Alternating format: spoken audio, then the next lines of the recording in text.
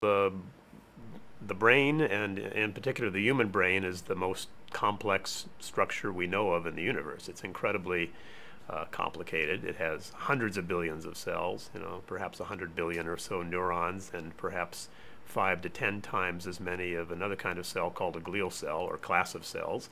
And all of these, perhaps up to 1 trillion cells, are interconnected and interacting in various extremely complex ways.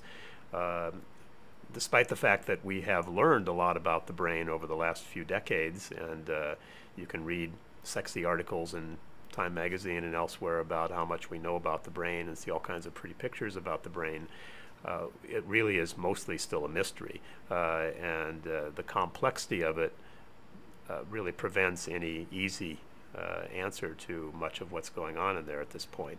But we do know that one of the things that does happen in the brain is that cells talk to each other in part through chemical signals.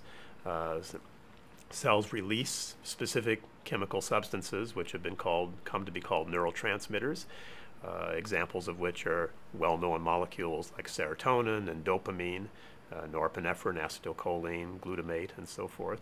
And then these signaling molecules diffuse from one cell to the next, and they bind to specific protein structures that are in the downstream cell that are called receptors.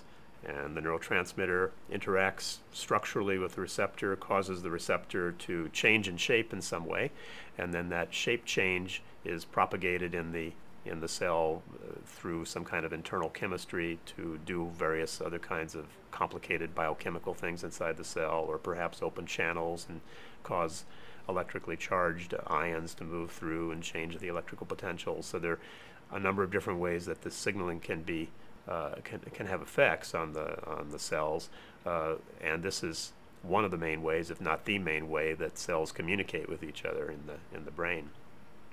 And recently, as I mentioned, these trace-amine receptors were discovered as a new kind of neurotransmitter receptor. Well, a new kind of receptor that presumably responds to endogenous neurotransmitters, and it was found that things that were already known, like dopamine and serotonin and so forth, really didn't have any effect at these receptors of significance.